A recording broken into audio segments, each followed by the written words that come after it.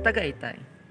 Tagaytay has an odd, unique, and original name, deriving from two words, which is taga, which is a big knife, and itay, which is father.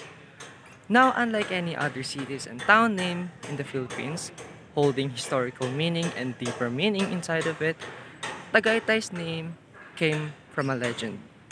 A legend about his father and his son hunting a wild boar.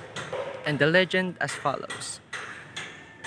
His son is chasing a wild boar across the ridge, and he is shouting to his father, Taga, itay. Tagaytay. Tagaytay also means riches in English, which is very direct to the point considering its geographical location in the Philippine map.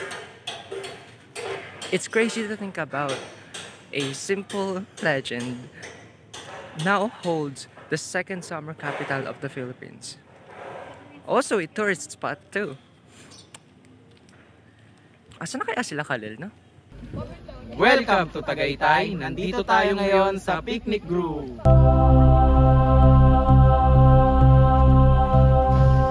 The Tagaytay Picnic Grove was developed by the local governments of Tagaytay in the late 1950s to early 1960s. Dahil nga gusto nilang i-promote ang turismo sa Tagaytay nang dahil nga sa malamig na klima nito at may magandang view pa sa Taal Volcano. At simula noon, dinumog na ng napakaraming tao ang Tagaytay, lalo na ang Picnic Grove dahil opisyal itong binuksan sa publiko noong 1969. Picnic Grove is one of the most famous tourist attractions here in Tagaytay City. Dahil sa mga breathtaking views at sceneries na hatid nito, kagaya ng maaliwalas na klima na nakakapagpagaan sa ating loob. This is also famous because of its zipline riding, horseback riding, as well as yung mga picnic huts na kalat dito sa trails nila. The one I'm most excited about for our trip here in Picnic Grove is the view of the mighty Taal Lake and the Taal Volcano.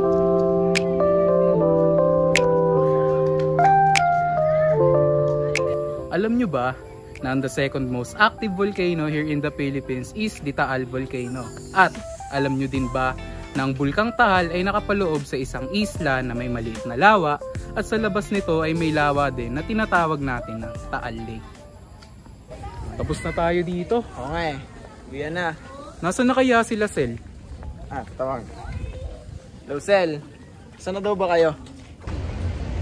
So, dito kami ngayon sa Sky Ranch. Hello?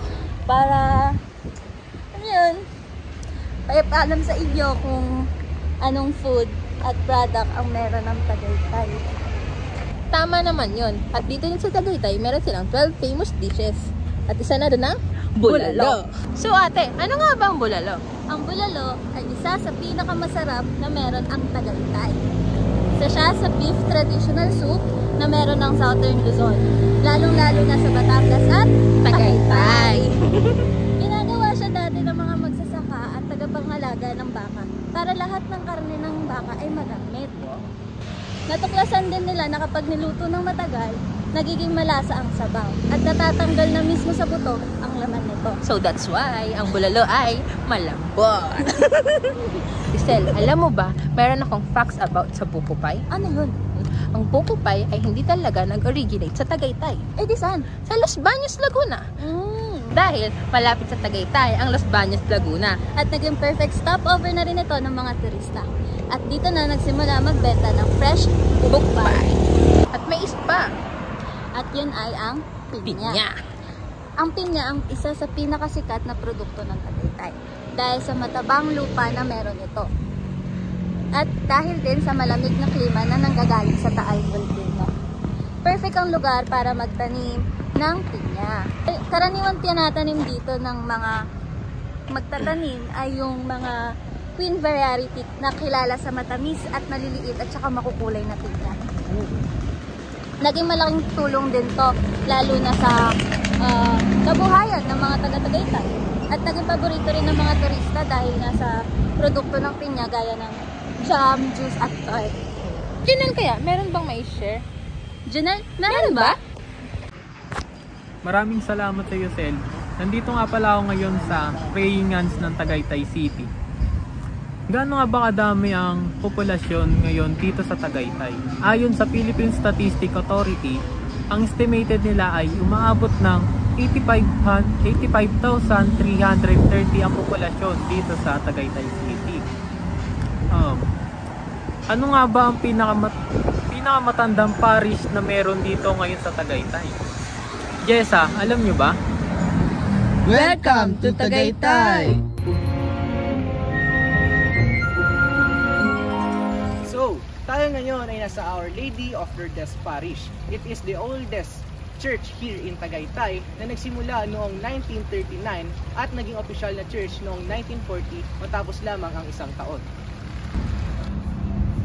At noong dumating ang Capuchin Friars ay naisana nilang gumawa ng isang maliit na bahay upang gawing pahingahan at dahil maganda ang klima dito at napakatahimik. Noong makapagtayo na sila ng bahay, pahingahan at lugar ng dasal ay napansin nilang lumarami ang tao sa Tagaytay na nais magdasal kaya humingi sila ng tulong sa Arsobispo ng Maynila upang gumawa ng simbahan. Ang parish saint dito sa Tagaytay ay si Our Lady of Lourdes. Siya rin ang kilalang mahal na Birheng Maria na nasa pangalang Our Lady of Lourdes at ang naging patron ng Tagaytay. Nagsimula ang kwento ng Our Lady of Lourdes noong 1858 sa Lourdes, France. Nagpakita si Mama Mary sa isang batang babae na ang pangalan ay Saint Bernadette Soubirous. 18 beses siyang nagpakita at sinabi kay Bernadette na magdasal, magsisi at magtayo ng simbahan. Nang dahil doon, naging sikat ang lugar ng Lourdes bilang lugar ng mga himala at pagpapagaling. Noong August 4, 1940, ay formal nang naitayo ang simbahan na ito at pinangalan ng Our Lady of Lourdes Parish Church. Ito ay bilang pagkilala sa mahal na Birheng Maria. Oh, tapos na tayo. Sila Ganjo kaya? Nasaan na sila? Nandiyan pa ba sila? Tagaytay has a strong economy because of tourism, farming, and real estate. Many people visit for its cool weather and Taal view, while farmers grow pineapples and other crops.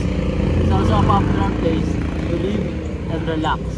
Ash, share niyo naman kung sino-sino ang government officials dito sa Tagaytay. The city of Tagaytay is a tourism destination for local and foreign visitors. The city mayor of Tagaytay is Isaac Brent D. Tolentino, and the city vice mayor is Agnes D. Tolentino.